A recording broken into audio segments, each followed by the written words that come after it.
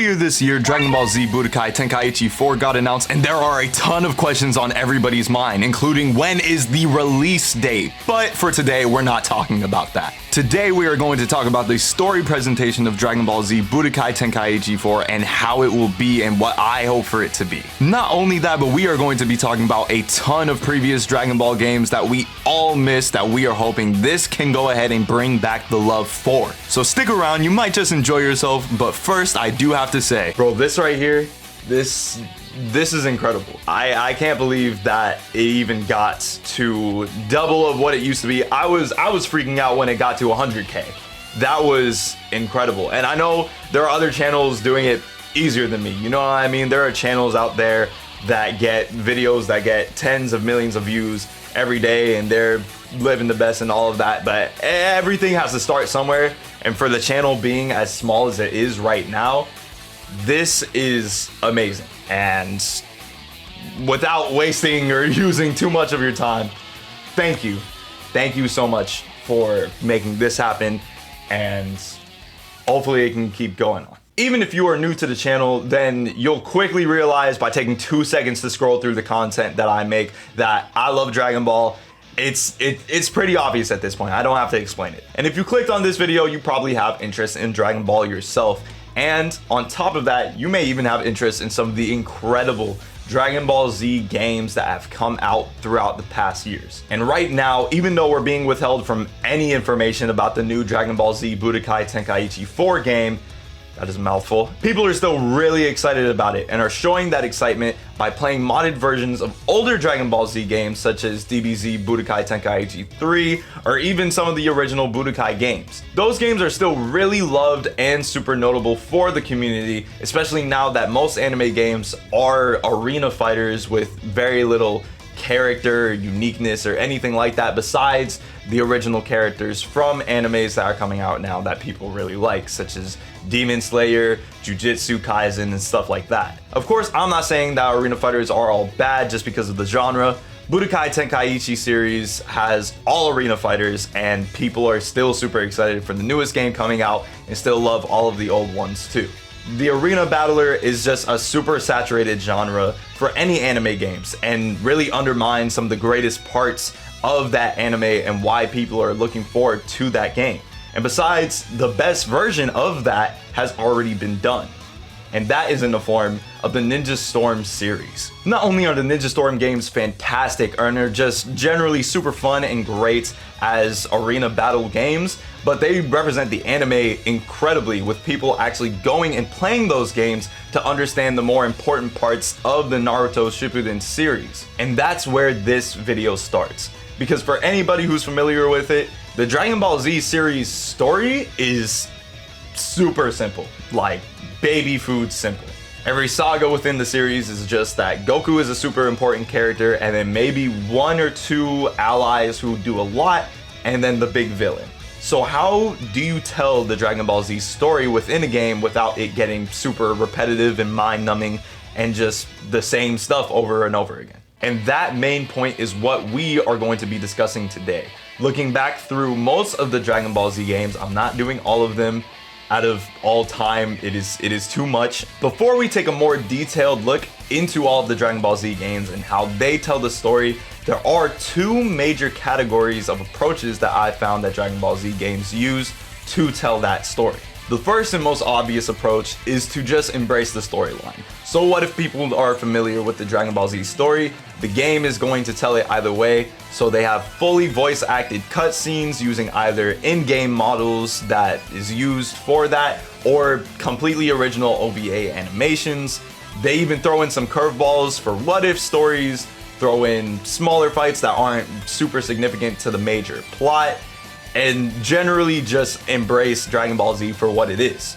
The other is just the opposite, being to heavily lean into the gameplay and try not to focus on the story too much besides some smaller moments that just explain where the story is going for the person who may not be familiar with how everything's supposed to line up.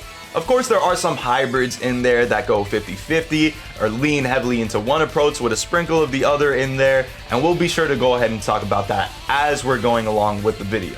And like I said, not all of the games are going to be on this list that we described, just some major home console games. I played some of the handheld ones. I'm not talking about any of those or anything like that. Also, absolutely feel free to tell me what your favorite Dragon Ball Z game is in the comments, regardless of if it's on this list or not. I would love to go ahead and have a discussion going for that. But for now, we're going to start off with the first game I did a playthrough of on this channel, and that's going to be the first Dragon Ball Z Budokai game. Dragon Ball Z Budokai was released for the PS2 and GameCube in 2002 and 2003. This game was an entryway into one of the most iconic fighting game styles of Dragon Ball Z video games, being the Budokai style. This style is most relatable to something like Tekken, where you fight in 2D on a 3D plane. I think the style is charming, the 3D models are pretty cool, and in general, I just think the whole game looks pretty good. In a very summarized format, Dragon Ball Z can be split up into 4 major sagas. That of course being the Saiyan Saga, Frieza Saga, Cell Saga, and Buu Saga. Budokai only really explores 3 out of 4 of those sagas, stopping at the Cell Saga. So already there, the game doesn't really talk about the full Dragon Ball Z story. The game sees you taking Goku's perspective for the majority of the game, of course, doing his significant fights all the way from Saiyan Saga to Cell Saga. The only other characters you will play in the story mode, some of which you'll only play one time, will be Piccolo and Gohan. And even though you'll never play Vegeta in the main storyline, you'll actually get to play as Ginyu body swapped with Goku, which is kind of a big L for Vegeta, I'm not even gonna hold you. And even though the game definitely lacks a lot of the major story fights, it easily makes up for this with some of the best, for the time, 3D animated and fully voice acted cutscenes. Even though it's not huge, you can easily tell that there is love put in the game, with all of the original voice actors coming back to play their parts. And on top of that, the 3D cutscenes have a ton of charm to them. Back that up with an excellent OST and you've got yourself a pretty good game.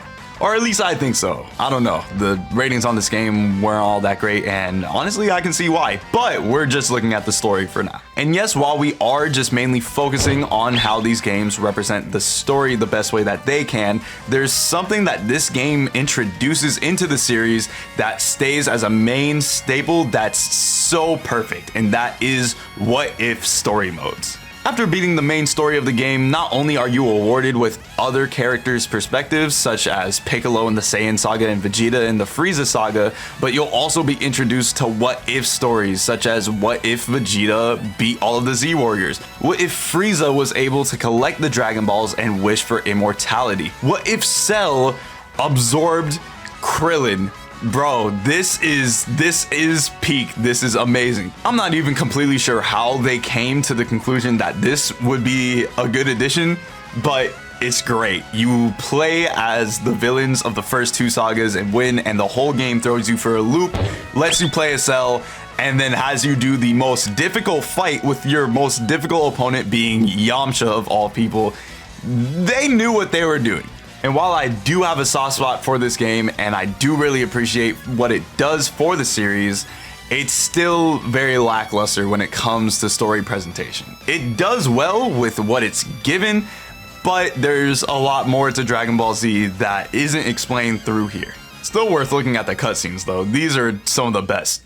On to Budokai 2, and immediately you'll recognize this game for its glow up. This is where we get the iconic thick borderline with the cell shaded style. Oh my goodness, this game is so perfect. The style is better, the combat is way more in depth, there's a lot more to do in the game, playing more characters and everything like that. In general, it's a great glow up for the series, and it definitely does the whole series a favor in making its main aesthetic. But the story is garbage. Come here. I know a lot of you haven't played these older Dragon Ball Z games, and that's alright. Do you know Dragon Ball FighterZ? Yeah, that one. Are you familiar with this story mode? No? Probably never played it. It was ass anyways. That's okay. Let me show you something. Look closely. And you're welcome. Now you know where Dragon Ball FighterZ got its trash story mode. I still love this game. However, I'm playing this on Twitch and it's taking forever to get through. Budokai 1 was short, but Budokai 2 is way too long and way too repetitive.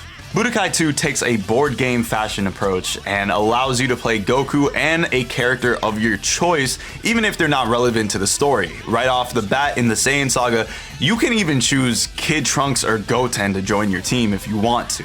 On this board, characters have lives, including yourself, so you could fight your enemy 3 times, 4 times, somewhere up to 5 times just to get them off the board. If you lose a fight, you lose a life, and if Goku loses all his lives or you fail the main objective of that board, you start from the beginning of that board. And some of these boards have like 5 villains on them. If you want to play this game on hard mode, don't, because if you lose, you're gonna be mad. And again, we're looking at story presentation. We are not looking at gameplay. However, the pace of which you receive the story is dependent on the gameplay. So does the story presentation make up for the repetitive gameplay? No! Even if you just like the combat in the game, which I enjoy the combat, so fighting people multiple times over is cool. I enjoy playing the game. However, this game completely gets rid of everything that was good about Budokai 1.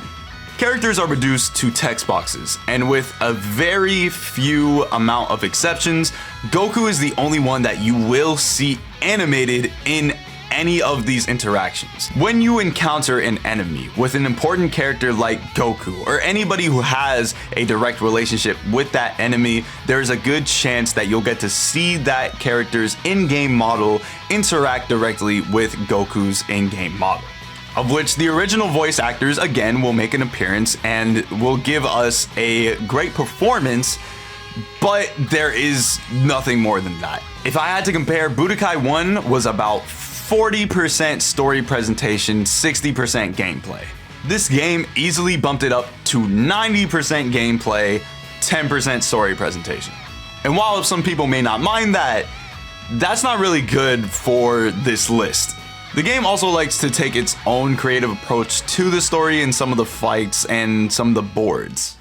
For example, when you hit the Frieza saga, you're fighting Ginyu, Recoome, and Frieza on Earth while Frieza has their spaceship. If you beat that map, then you'll end up on Namek where you fight Frieza and the Ginyu Force again.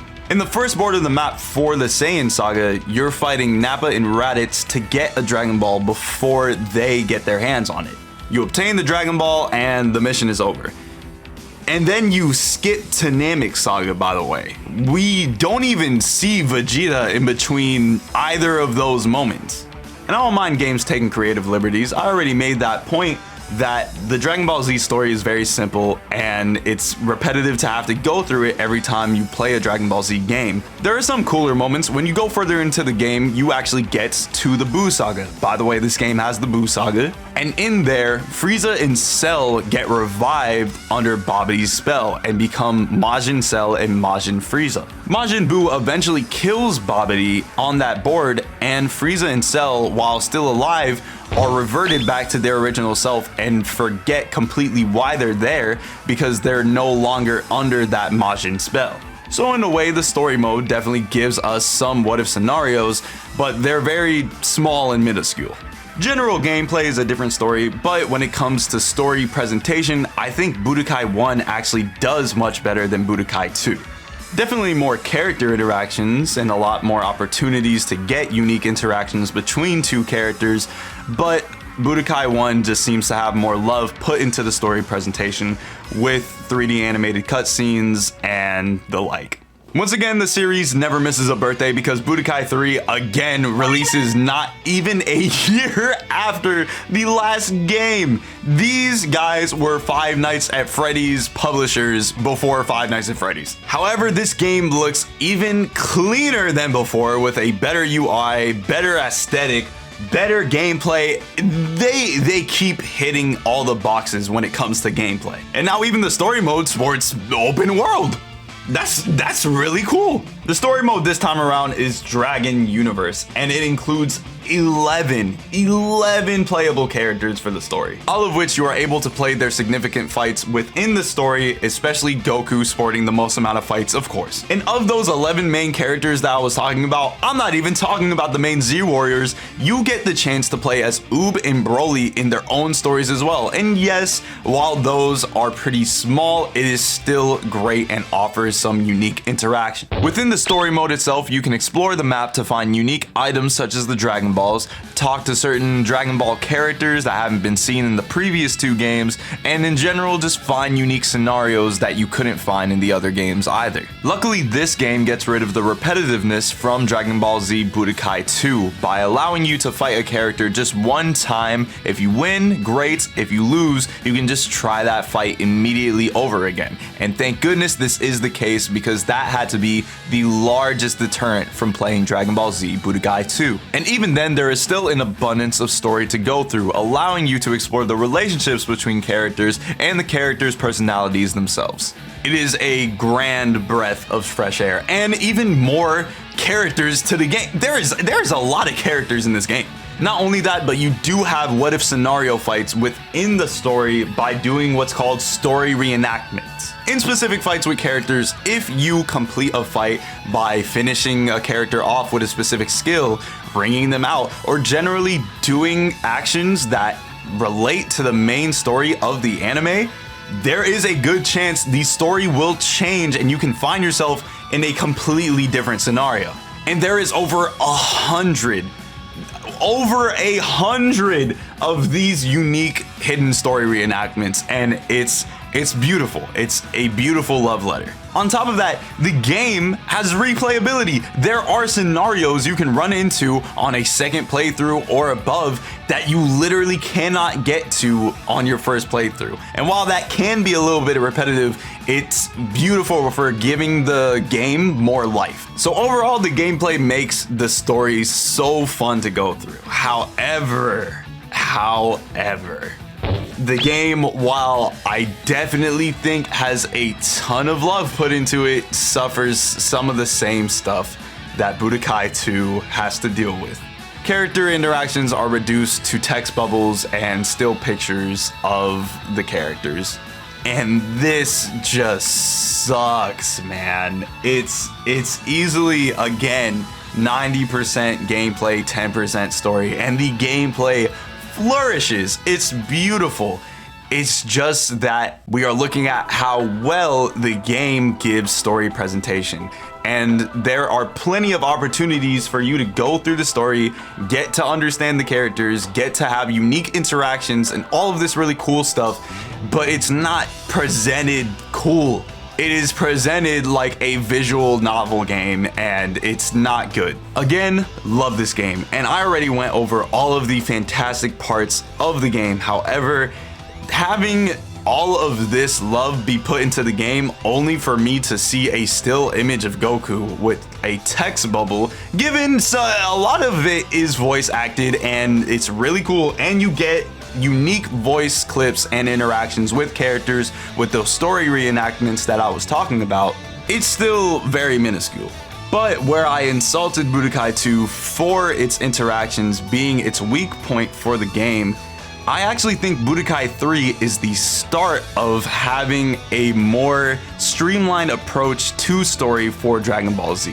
It is completely by preference, but like I said, a lot of people already know the Dragon Ball Z story, and the main demographic of people who are going to buy these games are people who already know Dragon Ball. So we don't need a complete history on Dragon Ball Z and its story, we just need something good enough to keep us going.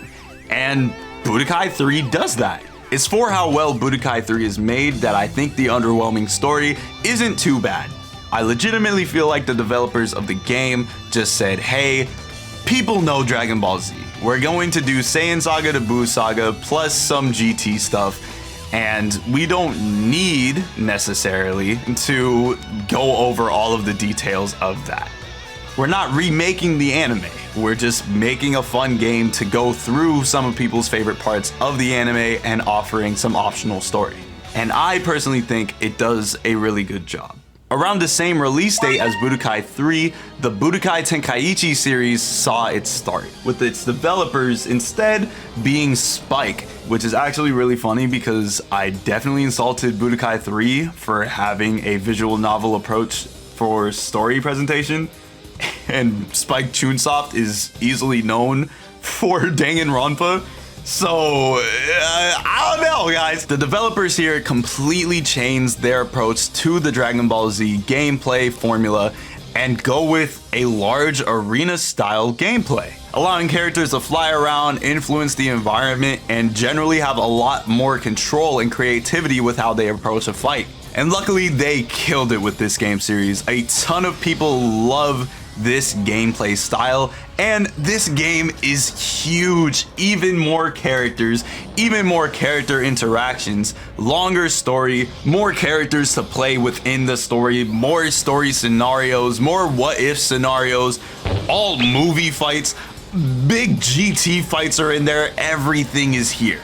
And maintaining the theme, we have the original voice actors here again for all of the characters, and I mean all of the characters. Like, how do you even do that? How do you even do that? I'll address the negative of the story presentation first because I think it's a small negative and it's a preference. There is no open world exploration. Budokai 3 to Budokai Tenkaichi sees us just selecting story fights and having us go straight into those story fights with no in between, no details, no nothing like that.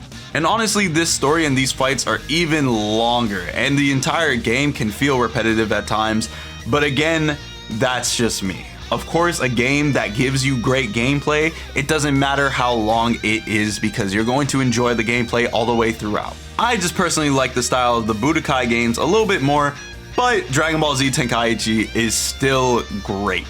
This game definitely has a cool, unique aesthetic to its 3D modeling and the entirety of the style of the game, and on top of that, there's just so much content. There's tons of what if scenarios for you being able to play as villains and fight people that these characters have never even fought in the story before. Like I said, there's GT content and movie fights in this game. Pretty much everyone on the character roster shows up in the story, which I think is really cool.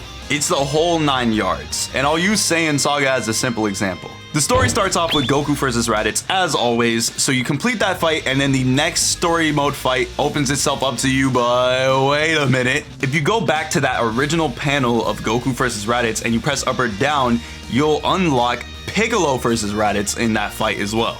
And they'll even present you with unique scenarios in the fight for you to mimic the actions of the anime, such as beating Raditz with the special beam cannon. I think that this type of stuff is a lovely touch, and even though I think the game is repetitive, you definitely don't have to do all of these optional fights. There's a moment in the Saiyan Saga where it shows all of the Z Warriors training at Kami's Lookout, and you can pretty much do every fight in there. And there's plenty of scenarios where this type of stuff shows up all throughout the story, but you never have to do it multiple times. You only have to complete the main story quests that they give you for you to continue. And it doesn't stop you from unlocking any of the optional stories for you to go back to. And one of my personal favorite parts of the story mode is unique dialogue for even if you lose. Even if you fail a mission, you get to hear the original voice actors of those characters talk shit to your dead body, and it's beautiful. The Tenkaichi series is definitely 50-50 story and gameplay, and even though it doesn't have these uniquely animated cutscenes where you get that type of style that Budokai 1 gives you, there's still unique voice acting and use of in-game 3D models to convey some type of animation. My only thing about the Tenkaichi series is that there's nothing that I haven't said about the first Budokai Tenkaichi game that can't already be said for Tenkaichi 2 and 3. Basically what I mean is, as you go to Budokai Tenkaichi 2 and Tenkaichi 3, you get the same stuff with even more content. One of the more unique things about the later games is that there's storytelling within the fight itself. A lot of times in the middle of a fight in the later games, you'll get an indicator to show some story. This can be in the form of just some dialogue between characters. It can be a moment in the fight where they transform and get all their health back. It can be a moment where you even completely switch which character you're playing as. And while all of that is really fun and nice, it really is just that. If you play Budokai Tenkaichi 3, there really is no reason to go back and play Budokai Tenkaichi 2 or the first Budokai Tenkaichi. And that is a good thing. You want sequels to a game to be better than the original.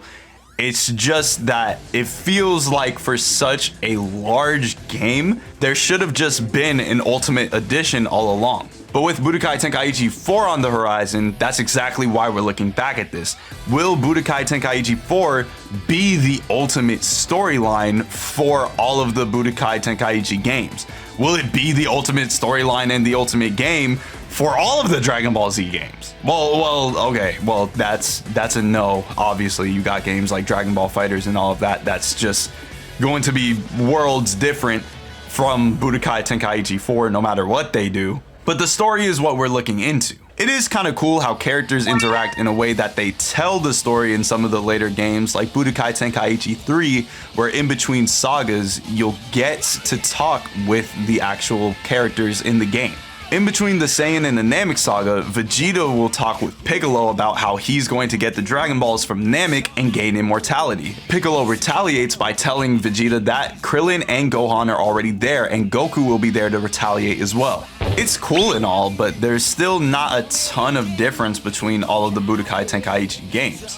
So realistically, that's the series, is what I would love to say. This game is so lucky. It has one of the best OSTs of any Dragon Ball game that I have ever heard. With an actual 3 to 4 year gap in release date of the Budokai Tenkaichi 3 game, we now see Ultimate Tenkaichi. A sort of inspired, sort of departure from the original style of the Budokai Tenkaichi series. Ultimate Tenkaichi sees us sporting a different aesthetic from the original Tenkaichi series, but still has a lot of the main story in there, but it's just not comparable. Coming from a game like Tenkaichi 3 that has some of the most content of any Dragon Ball game next to Xenoverse 2, we really do cut a ton of content from that game into Ultimate Tenkaichi. There's some of the Grand Tour fights in there, some movie fights, and the full Dragon Ball Z story with a little bit akin to Tenkaichi 2 and 3, where there's storytelling in the middle of fights. Ultimate Tenkaichi uses its in-game models for story presentation and sometimes actually uses OVAs. And I'm pretty sure this is the first time that something like this has happened ever since Budokai 1, so that's actually really nice. And another part that I actually really enjoy about the game is that this is the first time we ever get a custom story in the games. This is the first time you can be part of Dragon Ball and you can make your own CAC. And I'm done listening to pros of this game. That's it. The gameplay is rock, paper, scissors. With only rock and scissors, the fights are boring, the gameplay is boring, the game is pretty in some places and pretty ugly in others. And it's pretty short. It's pretty short, bro. And while that's not necessarily the worst thing, going from Tenkaichi 3 to this is crazy. I feel like this came out at the perfect time for everybody to appreciate a new Dragon Ball Z game, only to have it be so lackluster. As I said, we're looking at story presentation, not gameplay, but a lot of gameplay in the game allows you to enjoy story. A lot of good story in the game allows you to really appreciate the gameplay. All elements of a game are meant to work together, and besides the OST being gas, this game is ass. I do legitimately appreciate the custom story. You getting to create your own character and go through a completely original story, even though it's still centered heavily with the Dragon Balls, is pretty cool. And you get to go through your own arc and get unique fights that you couldn't have got from the unique story mode. There is a boss at the end where you fight Shenron, and you don't see that in the original story. And I think it makes you look pretty cool. Some of the cutscenes make the story presentation really cool, and generally this hits the dots of the significant moments of the Dragon Ball Z story, but it just feels so lackluster after having what we have. We do see a return to open world segments akin to Budokai 3, which I think is really cool, but this is the weakest of the Tenkaichi series. But luckily for us, with that being the end of the Tenkaichi series, we're actually halfway through all of the Dragon Ball Z games. the Budokai and Budokai Tenkaichi series set up a lot of foundation for the future of Dragon Ball Z games. As of the future of the Dragon Ball Z game series, we'll see some of the most unique approaches to the series and some more refreshing looks into different games. But first, let's take a break to thank our sponsors. I don't have sponsors for this video. I don't have that type of reach yet, but you could be the sponsor of this video by supporting the channel. As I'm recording this, I'm not even familiar with how long this video is going to be, but I know for a fact it's going to be one of my longer ones. So for you keeping interest, I super appreciate it. And if you are enjoying yourself, I would also really appreciate it if you like the video and also considered subscribing. I've done videos like this before and I would love to keep doing them.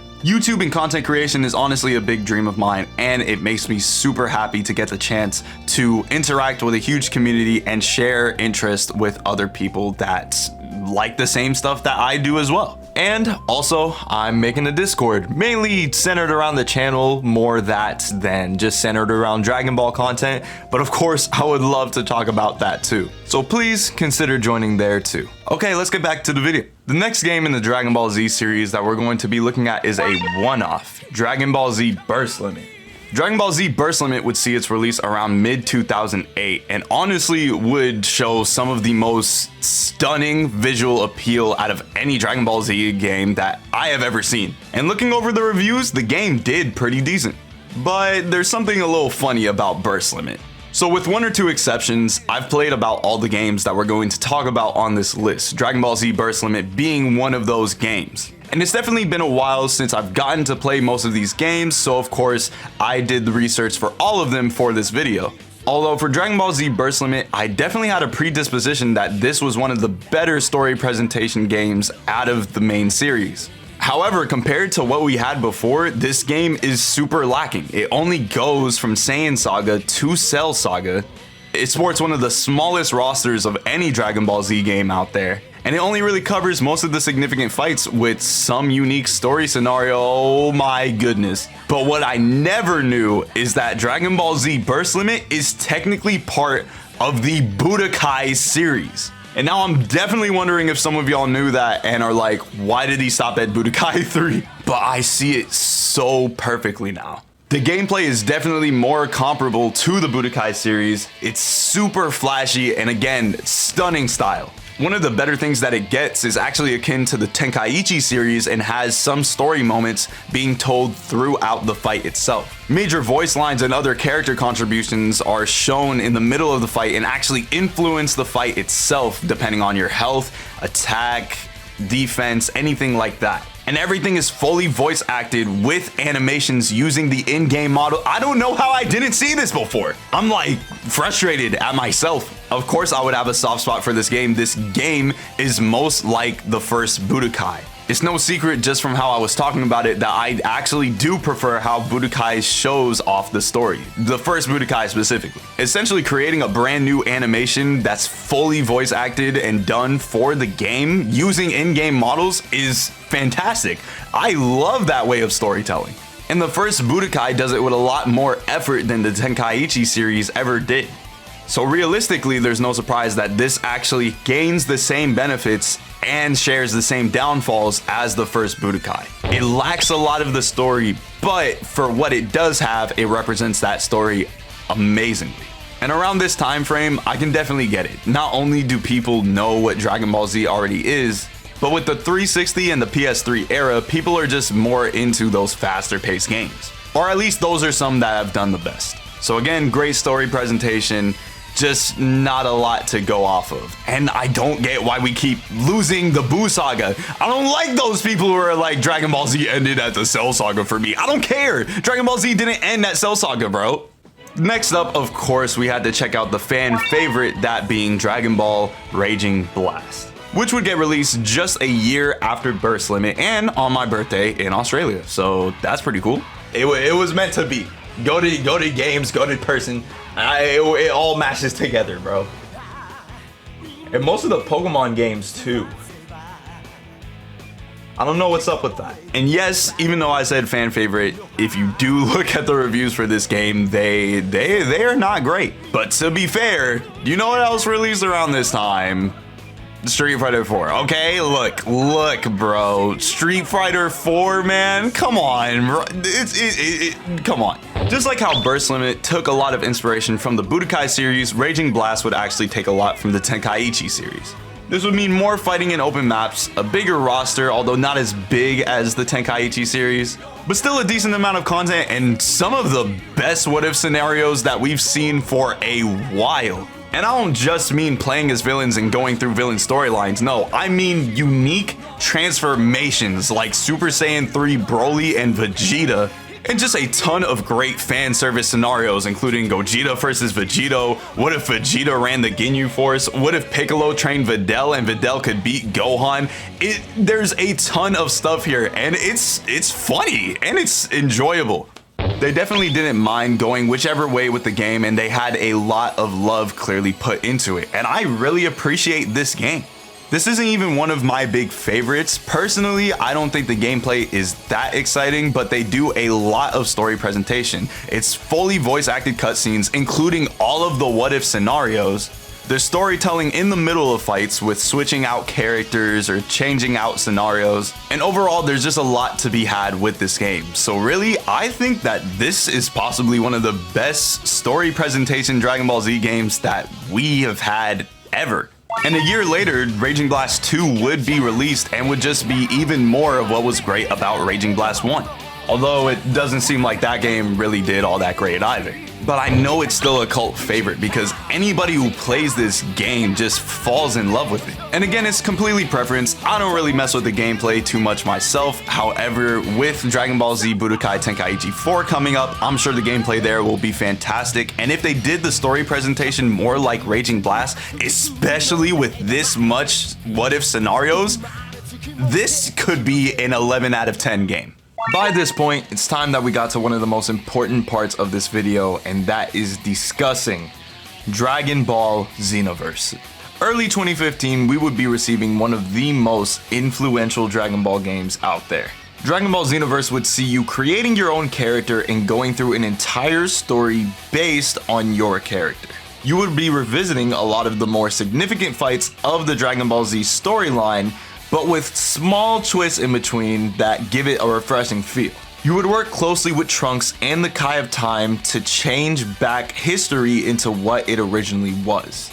Villains in the story, and even heroes at times, have been influenced with a dark energy that makes them stronger.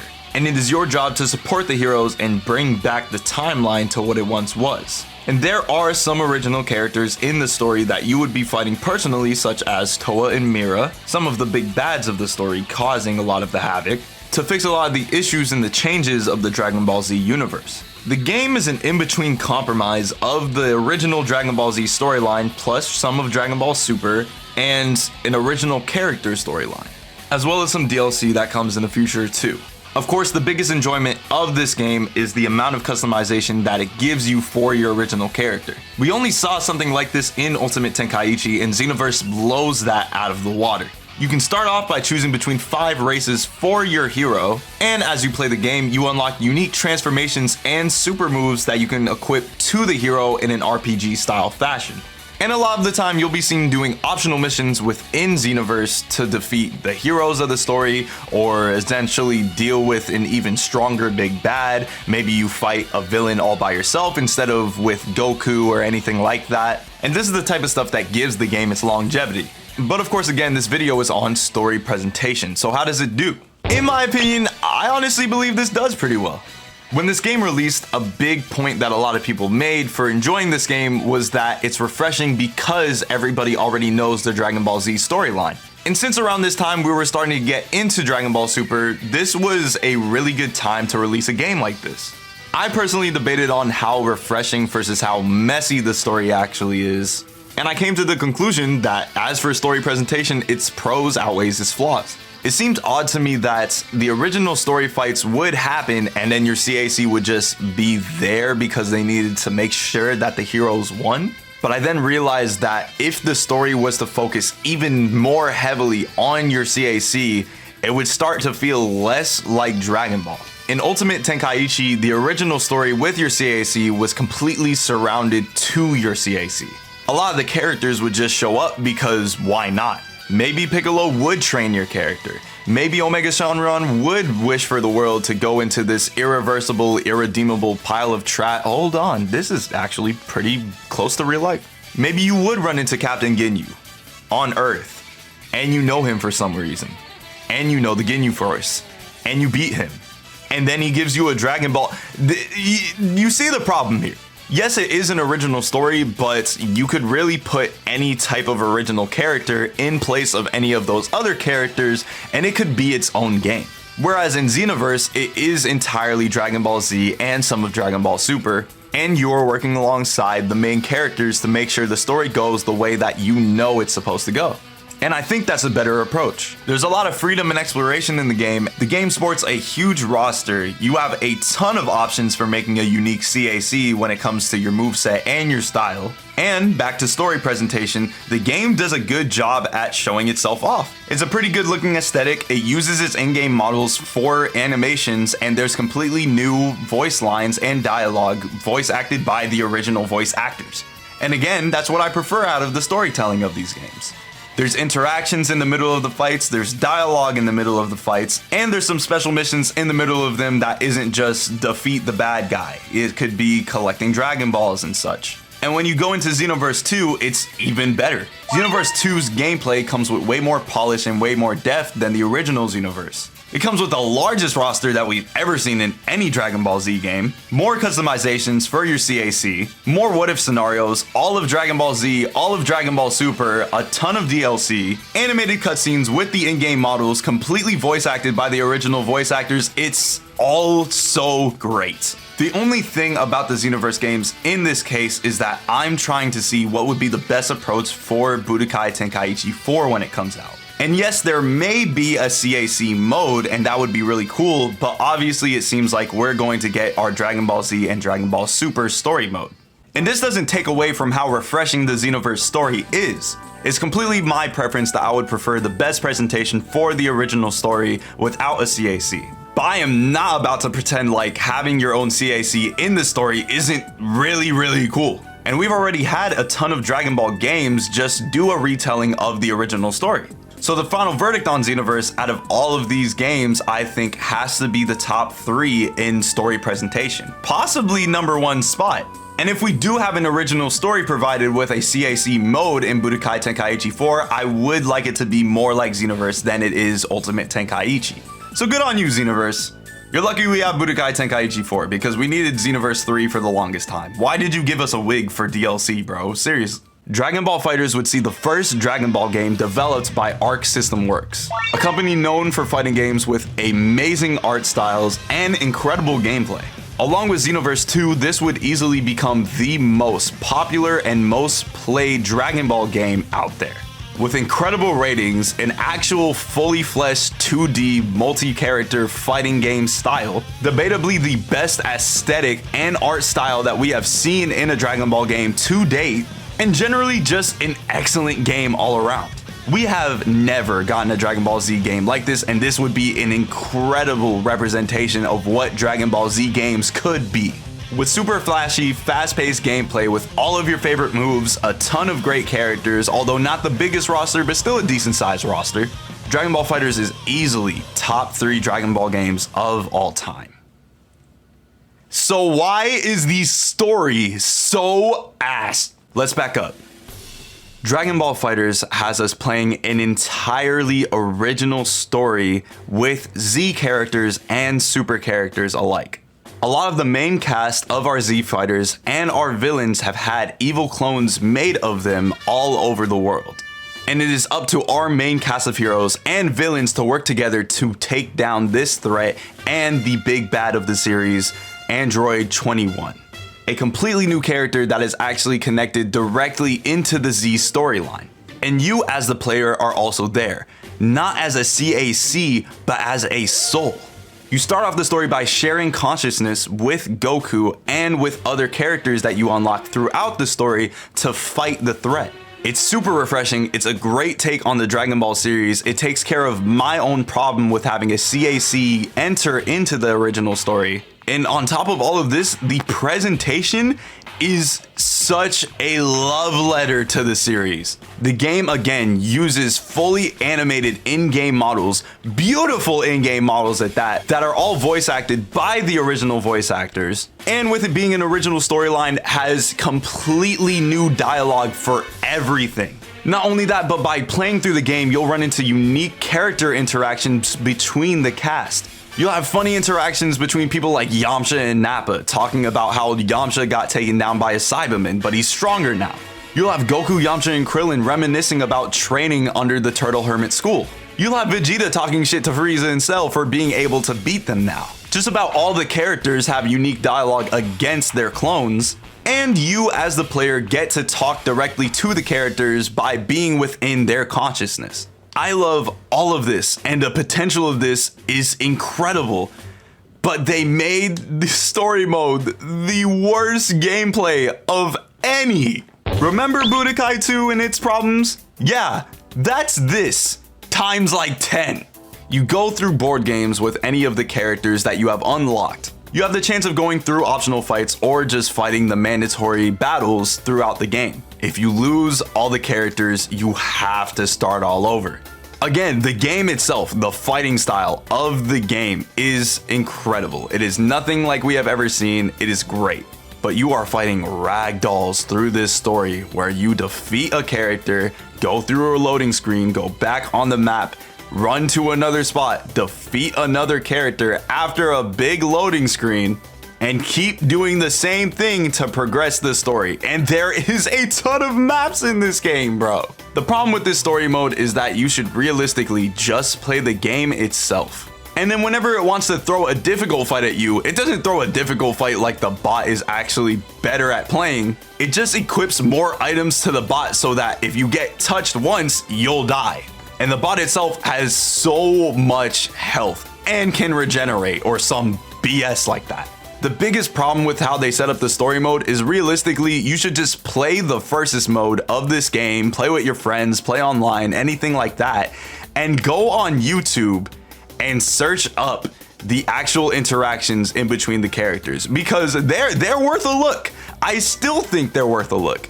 The cutscenes and the interactions are super cool. They're super charming. I love them. I love them a lot. And a lot of love has been put into those cutscenes. But it is so bittersweet because this is the worst story gameplay of any Dragon Ball Z game realistically, in my opinion. Which again sucks so much because I love this story. I think this original story is great. I think that all of the fan service is great.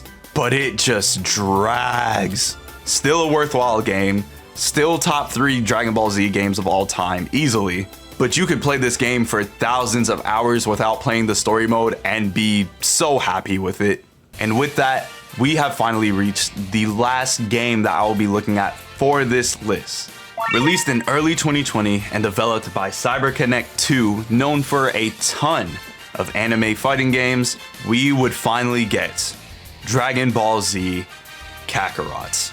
The reason I'm making such a big deal about this game off of the bat is because this was truly meant to be the best retelling of the Dragon Ball Z story. The entirety of the marketing for this game was meant to reach our childhood and was meant to inspire us to have a good time with Dragon Ball Z again.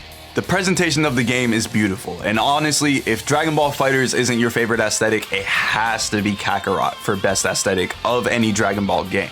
The in-game models are incredible, and the cutscenes for this game are beautiful. It is a fully open-world RPG where you explore familiar sites of the Dragon Ball Z franchise, allowing you to interact with some characters that haven't been seen in a long time in the series, all the way back to Dragon Ball Original.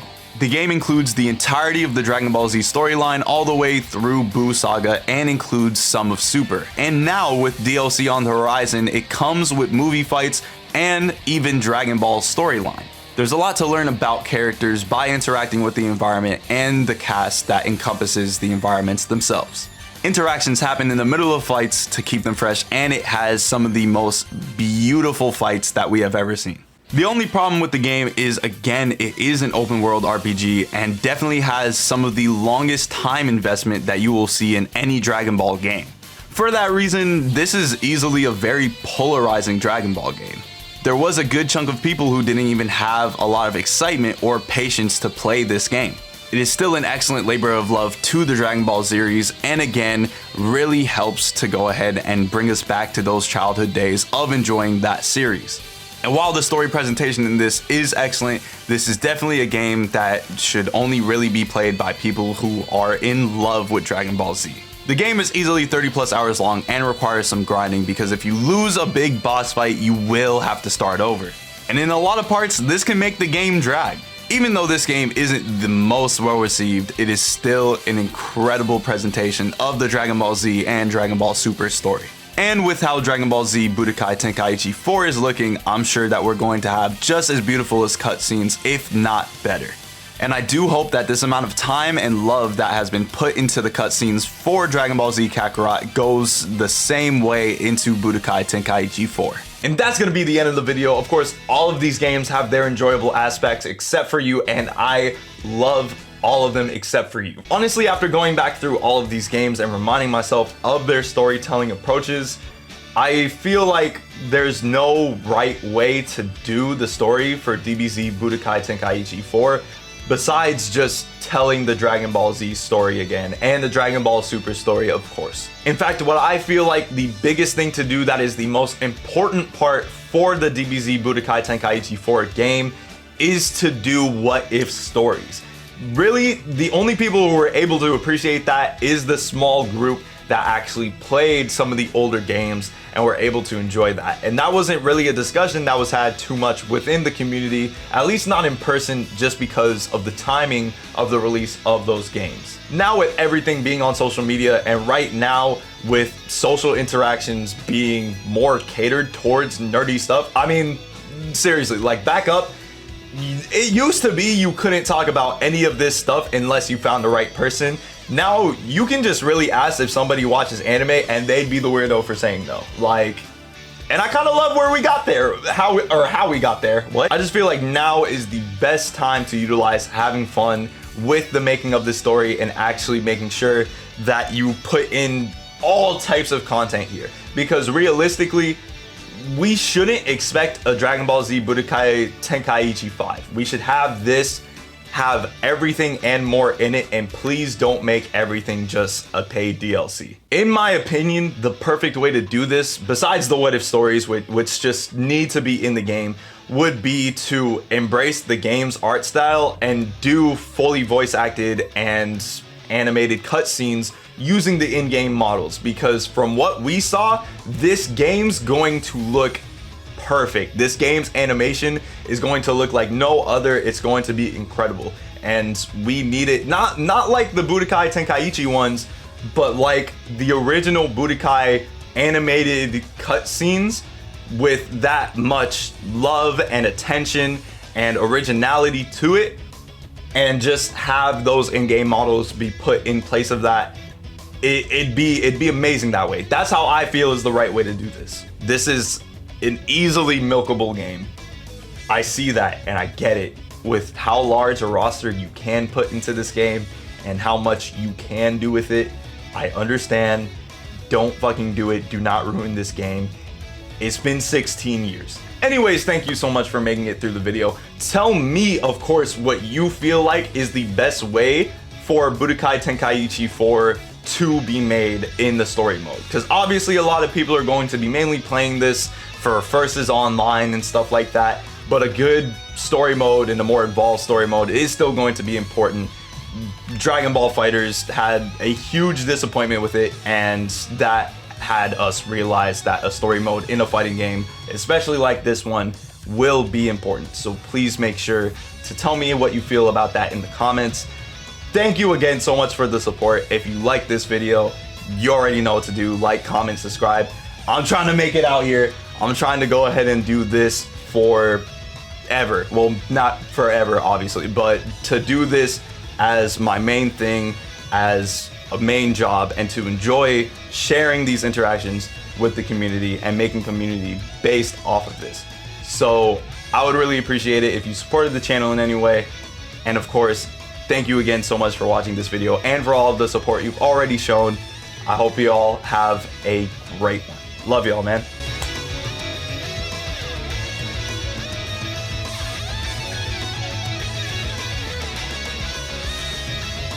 And if this video blows up, please, Bandai, Dragon Ball team, send me an early copy of the game. Fly me out or something, please. I know I'm small. I know I'm small potatoes, bro. But bro, listen, bro, please.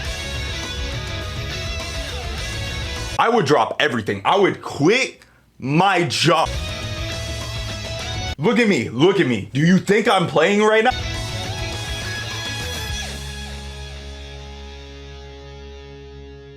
It's all love. It's all love, man. I didn't mean to be aggressive about it.